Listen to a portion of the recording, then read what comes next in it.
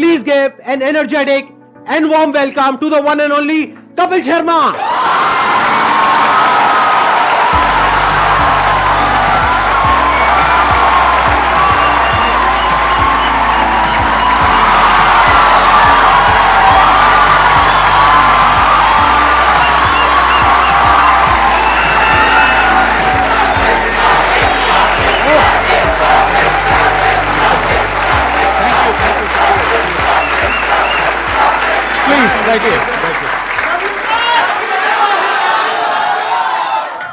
Thank you इतने प्यार के लिए, मोहब्बत के लिए। क्या एनर्जी आप सबकी, वाह।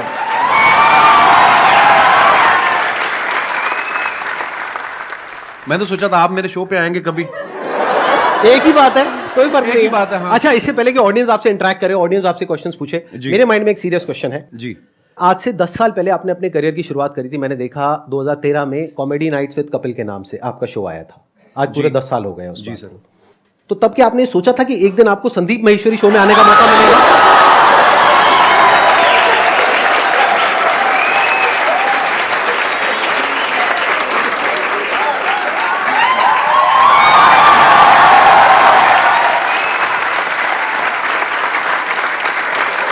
मैं सर आपके वीडियोस देखता रहता हूँ, बहुत अच्छा बोलते हैं आप और बहुत बहुत अच्छा मोटिवेट करते हैं स्टूडेंट्स को, यंगस्टर्स को। मुझे बड़ा अच्छा लगता है। और मैंने 3 महीने के लिए अपना शो बनाया था, पता नहीं चला कब 10 साल हो गए।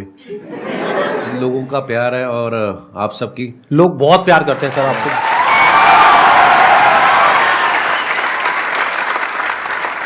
चलिए Q&A सेशन शुरू करते हैं। सर आपसे एक्चुअली एक रिक्वेस्ट है कि आप मोटिवेशनल मंच पे आए हैं तो कॉमेडी के वे में थोड़ा मोटिवेट कर सकते हैं। ये संदीप जी से बेहतर कौन करता है? मैंने इतने सारे वीडियोस देखे हैं कि आपको इतनी मोटिवेशनल बातें करते हैं आपके साथ और बीच बीच में आपको हंसाते रहते हैं, तो इसीलिए शायद इनका शो इतना पॉपुलर भी है। Hello Kapil sir. सर मैं आपका बहुत बड़ा फैन हूँ। Thank you brother. मैं आपके साथ 2 लाइन गाना चाहता हूँ। मैं सीरियसली बोलूँ, आपको देख के मुझे कोई गाना नहीं याद आ रहा। सर मेरे को आ रहा है सर, आपको देख के गाना याद। प्लीज आप शुरू करिए। गुलाबी आंखें हाय हाय। जो तेरी देखी, शराबी ये दिल हो गया, संभालो मुझको ओ मेरे यारो, संभलना मुश्किल हो गया। गुलाबी आंखें जो तेरी देखी, शराबी ये दिल हो गया। वाह, बड़े एनर्जी यार, क्या बात है। बहुत बढ़िया। सर मैं बहुत ज्यादा बोलती हूँ, बहुत ज्यादा, हद से ज्यादा बोलती हूँ। भगवान उसका भला करे जिससे आपकी शादी होगी।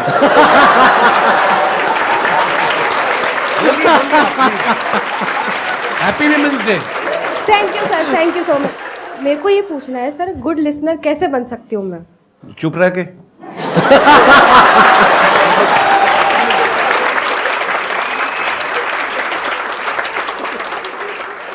मेरा एक क्वेश्चन था कि आजकल जैसे इंस्टाग्राम पे भी बहुत सारे इन्फ्लुएंसर्स बढ़ रहे हैं, तो कुछ ही टाइम में उनका कंटेंट की कमी हो जाती है, तो आप इतने साल से रेगुलरली कर रहे हैं, तो आप कैसे अपने आप को रेलेवेंट रख रहे हैं और हम सबके लिए मतलब अभी भी इतना एंटरटेन कर रहे हैं, और कैसे कर पा रहे हैं? मुझे ऐसा लगता है आज से जब 15 साल 16 साल पहले जब नेशनल टीवी पे हिंदी में काम शुरू किया था, तो मेरे खुद के दोस्त बोलते थे कॉमेडी बड़ी हो चुकी है, अब नहीं होगी। मैं कहा ऐसे तो सांस भी बड़े ले चुका है ना। तो मुझे ऐसा लगता है कि जब तक दुनिया है, जब तक हालात हैं, हर रोज़ कुछ ना कुछ आपकी ज़िंदगी में घटता है। आप न्यूज़ चैनल लगा के देख लो, हर जगह आपको कोई ना कोई नई चीज़ें मिलती हैं। तो जब तक ये सब होता रहेगा, ह्यूमर भी आता रहेगा। हाँ, मेहनत लगती है, पर हाँ, जैसे ये जो आपकी एनर्जी देखी, जो आप लोगों का प्यार देखा, तो ये हमें मोटिवेट करता है और मेहनत करने के लिए।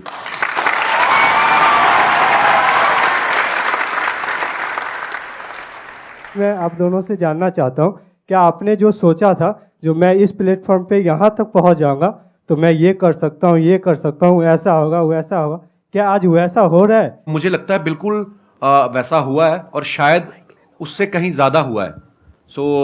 मैं बड़ा फॉर्चुनेट हूँ, मैं बड़ा ब्लेस्ड हूँ और मुझे ऐसा लगता है कि जितना सोच के आए थे उससे कहीं ज़्यादा मिला है। पर हाँ, वो मेहनत करते रहना चाहिए आपको, क्योंकि उसका कोई अल्टरनेट नहीं है। आज भी मैं अपने शो के लिए उतनी ही मेहनत करता हूँ, आज भी मैं अपनी टीम के साथ बैठता हूँ। मुझे तो ऐसा लग रहा है कि जो मैंने सोचा था शायद उससे ज़्यादा ही हो रहा है। देखो बेसिकली क्या होता है कि जब हम किसी भी काम को शुरू करते हैं ना, तब हमने ऐसा नहीं सोचा होता कि इतने टाइम बाद ऐसा होने वाला है। अब अगर इन्हीं का एग्जांपल देखा जाए, जब आपने शुरू किया था तब आई एम 100% श्योर आपने ऐसा सोचा भी नहीं होगा कि एक दिन मेरा शो होगा, ये होगा, वो होगा। Never. ऐसा कुछ कभी नहीं सोचा था नहीं, आपने? मुझे था कि इसमें देख तो एपिसोड में भी आ गया ना मैं, हाँ, हाँ। तो अपने लाइव शोज लगने शुरू हो जाएंगे, हाँ। और बस मजा करेंगे। फिर उसके उस सीरीज के विनर हो गए, हाँ। फिर उसके बाद दूसरे शोज ऑफर होने लग गए, और उसके बाद फिर लगा कि यार एक ऐसा शो बनाते हैं जिसमें सारे एलिमेंट्स हों ये, और वाकई इंसान कभी नहीं सोचता। और फिर उसके बाद में इनका शो हो गया और इतना शो भी अच्छा खासा चलने लगा, करने लगा। उसके बाद में मूवीज में आ गए। अब अभी इनकी एक और एक मूवी आने वाली है। प्रोड्यूसर बन गए, फ्लॉप हुए, खतरनाक बड़ी सारी चीजें होती हैं। और अभी भी आपकी एक मूवी आने वाली है नेक्स्ट। अभी भी देखो, अभी जो मूवी आ रही है सीरियस मूवी है, मतलब सीरियस इन द सेंस कि मैं ऑलरेडी जो टीवी पे कर रहा हूँ उससे बिल्कुल अलग है, तो लोग उसमें भी बड़ा हैरान पाओ अच्छा लगा आ रहा है। हालांकि जो मेरे जानने वाले हैं, जो मेरे दोस्त हैं, जो करीबी हैं, उनको कोई वो नहीं हुआ शौक, क्योंकि उनको पता था कि I am very good actor. तो बिल्कुल संदीप जी ने सही कहा, बहुत सारी चीजें होती जो हम लोग हमारे बियॉन्ड में हमने एक्चुअली नहीं सोची होती। इसको आप इस तरीके से देखो कि जैसे जैसे हम लाइफ में आगे बढ़ते हैं ना, तो हमारी जो विजन है वो बड़ी होती है। बिल्कुल। जब अभी अगर आप अपनी बात करो तो आपकी विजन इतनी सी है, तो आपको लग रहा है कि मैं बस इतना ही कर सकता हूं। जब वहां पहुंच जाओगे तो विजन और बढ़ जाएगी। फिर एक ऐसा पॉइंट आ जाता है जब विजन आपकी 360 डिग्री हो जाती है, तब आपके अंदर से आने लग जाता है कि यार मैं कुछ भी कर सकता हूं।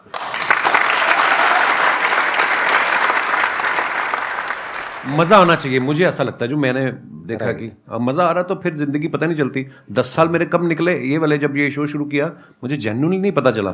मैं शादी करना भूल गया था बीच में, फिर मेरे को किसी ने याद किया, बोला कि तुम शादी कर लो, 36 के हो गए हो, 40 के बाद मतलब फिर काम खराब हो जाता है। फिर मैं यार शादी, आपने कोशिश तो बहुत करी थी अपने शो में जी, वो पत्ता सीधा पड़ा नहीं। नहीं वो मुझे लगता था कि वो अब ये आ रही है अगले हफ्ते हीरोइन, इससे बात बन जाएगी। हाँ, वो प्रमोशन करके निकल जाती थी, फिर मिलती नहीं थी। ये बात आपको थोड़ा लेट समझ आई कि वो अपने प्रमोशन के लिए आ रही है। आप अपनी प्रमोशन करते थे, बात बनी नहीं। चलो कोई नहीं। लेकिन आई थिंक आपका भी जो रिलेशनशिप है, अगर एक बार हम थोड़ा सा ऑफ ट्रैक जाए जी, तो बहुत पुराना रिलेशन है आपका गिन्नी के साथ। हाँ हाँ, ऑफ कोर्स। मैं कॉलेज में पढ़ता था, जब मैं पोस्ट ग्रेजुएशन के लिए एडमिशन लिया अमृतसर से जलंधर, तो हमारे यूथ फेस्टिवल जैसे होते हैं, है ना, यूनिवर्सिटी के इंटर कॉलेज कॉम्पिटिशन।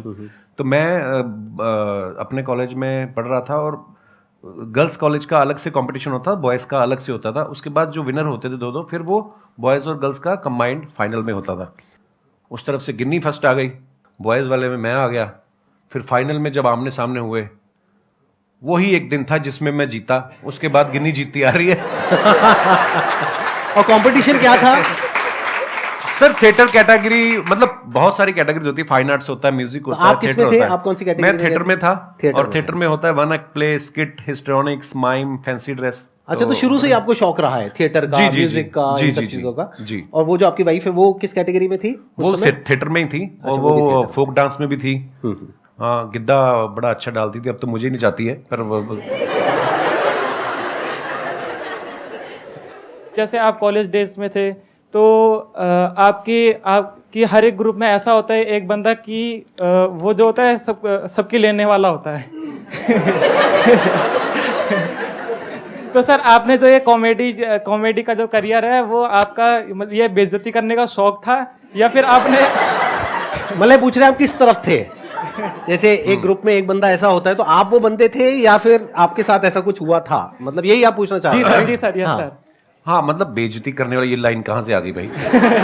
सर हमने कई बार नोटिस करा सर, जैसे अर्चना मैम हो गई और दिनेश, वो एक रिलेशनशिप होता है ब्रदर। जी वो सर। उसको बेइज्जती नहीं कह सकते यार आप। मेरी इतनी औकात नहीं है कि अर्चना जी इतनी सीनियर एक्टर हैं, और अगर ऐसा होता तो वो उस शो पे बैठती। नहीं सर, ऐसे अब अक्षय पाजी आते हैं मेरे शो पे, हम लोग बड़ा हेल्दी एक कॉन्वर्सेशन होता है, वो मेरे पे पंच मारते रहते हैं, मैं उसमें, तो वो एक आर्ट है। एक स्किल डेवलप हो जाती है ना कि हम आपस में ऐसे करते हैं। हाँ, नहीं बेइज्जती वो नहीं होती, वो होती है मैं जो आपकी अभी करूंगा।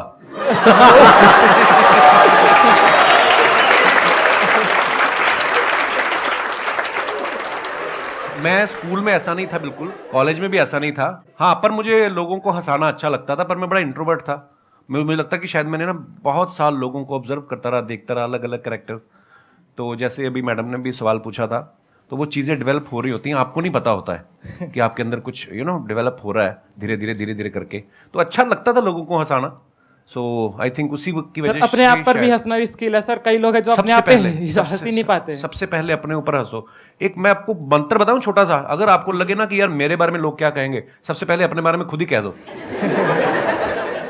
जब आपके शो में कोई भी आता है या जैसे एक्टिंग हो गया या सिंगर, तो आपको किस में मज़ा आता है?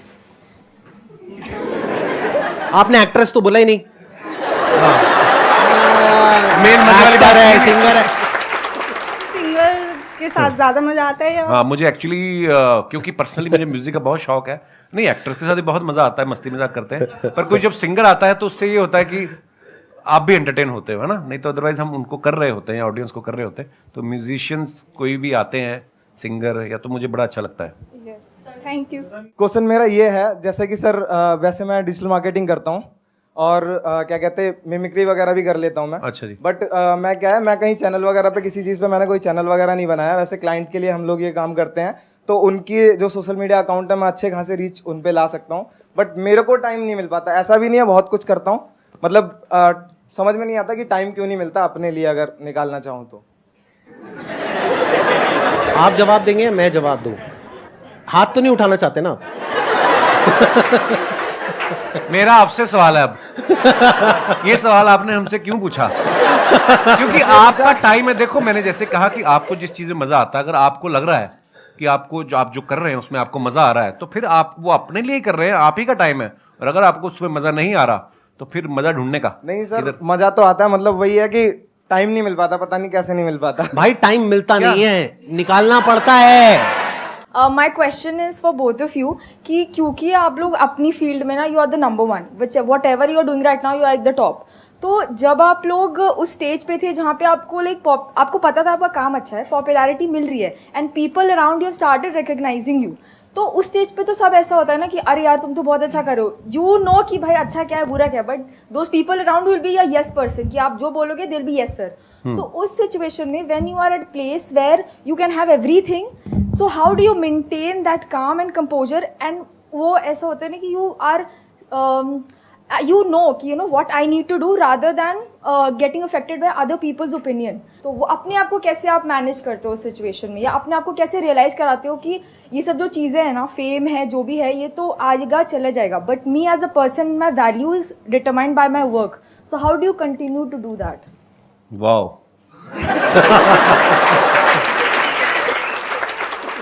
आपका सवाल भी जो है मैं समझ पाया हूँ, वो एक ही लाइन में चाहे आप पूछ सकती थी, आपने 36 लाइनें बोली हैं, पर वो भी मजा आया आपकी बात सुन के। पता क्या होता है, लोग बड़ा चढ़ाने वाले भी बहुत होते हैं। जब आप थोड़ा थोड़ा कुछ कहीं राइज करना शुरू करते हैं, बड़े लोग होते हैं, पाजी आपका तो जवाब ही नहीं है। कॉम्प्लीमेंट ले लो, लेने का मजे करो, मिल रहा है ना, कुछ कुछ ले तो नहीं रहा आपसे, उसको सीरियसली लेना। और सबसे इंपॉर्टेंट चीज, जब आप क्रिटिसाइज होते हो, जब आपको कोई अब कैरेक्टर्स देख लो आप, आज अगर कोई सेंचुरी मारता है, उसके घर के बाहर जाके ढोल बजा रहे हैं, अगले मैच पे वो 0 पे आउट हो जाए तो कीचड़ भी फेंक आते हैं। अपने लोग बड़े इमोशनल हैं, प्यार करेंगे, दिल से करेंगे, गाली भी देते दिल से करेंगे। सो ना तो खुशी में ज़्यादा, एक्साइटमेंट में ज़्यादा उछलने का, और ना ही अगर आपको कुछ बुरा दिन निकल रहा है, हर दिन एक जैसा नहीं होता ना, तो उस दिन ज़्यादा टेंशन भी नहीं होने का। और ये चीज़ें ना शायद उम्र के साथ आती हैं। मैं पहले ऐसा ही था, मेरे को कोई ट्विटर पे एक गाली देता था, मैं 10 देता था उसको ना। तो वो धीरे धीरे समझ आ जाती है। आई थिंक उसका उम्र का भी उसमें वो बड़ा होता है। आप जैसे जैसे लाइफ में ग्रो करते हैं, परिवार वाले हो जाते हैं, बच्चों वाले हो जाते हैं, ये चीज़ें जो उम्र के साथ आती हैं वो उसी के साथ आती हैं। सो हाँ, कोई भी चीज़ परमानेंट नहीं है, ना आपका फेम, ना आपका ना आपकी तारीफ जो है वो परमानेंट है, ना ही आपका क्रिटिसिज्म जो है परमानेंट है। सो बस रिलैक्स रहने का। और ये चीजें ना कई बार टाइम के साथ साथ ही समझ आती Actually. है। मतलब अगर आप ये एक्सपेक्ट करोगे कि मेरे को या इनको एक पर्टिकुलर एज पे ये सब कुछ समझ आ जाता 10 साल 15 साल पहले, तो ऐसा नहीं होता है। ऐसा नहीं होता। जब हम वो चीज कर लेते हैं और वो गलतियां करते हैं उस तरह की, राइट, कि जब वो दिमाग पे चढ़ता है। अगर कोई आपको कहता है ना कि हाँ सक्सेस फेम दिमाग पे नहीं चढ़ता है, झूठ बोल रहा है वो इंसान। सबके चढ़ता है, सक्सेस भी दिमाग पे चढ़ता है और फेलियर भी दिमाग पे चढ़ता है। हाँ, तो जब ये दोनों चीजें दिमाग पे चढ़ती है और हावी होती है, तब हमें अंदर से समझ आता है कि अच्छा इसकी वजह से क्या गड़बड़ हो रही है। फिर इंसान धीरे धीरे उसको हल्के फुल्के तरीके से लेने लग जाता है। हाँ, एक टाइम के बाद कोई चीजें आपको इफेक्ट नहीं करती, आप मर जाते हो।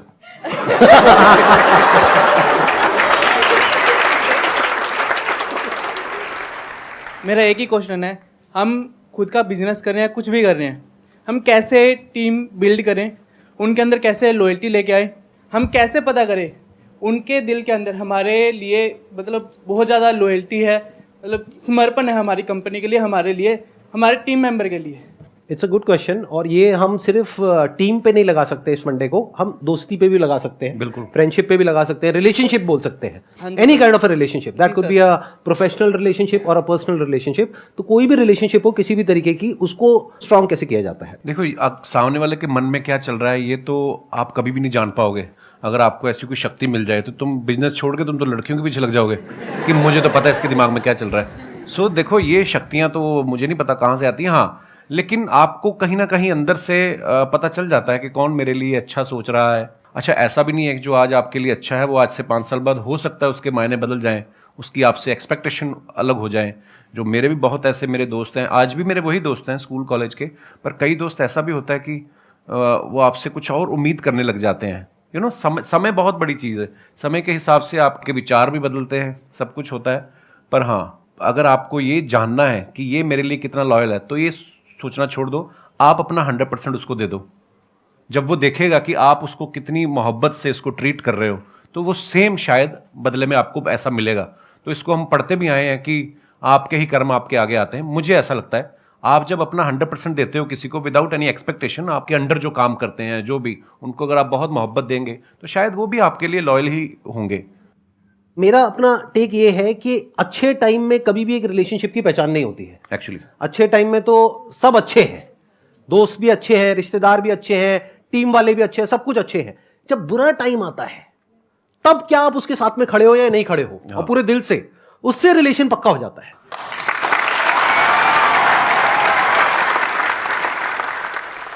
मैं आप दोनों की बहुत बड़ी फ़ैन हूँ। Thank you. प्लस आप दोनों ही बहुत पॉजिटिव पीपल हो, लाइक अगर देखें तो किसी को हंसा सकते हो बहुत इजीली और मोटिवेट भी कर सकते हो अपनी कॉमेडी से और अपनी बातों से।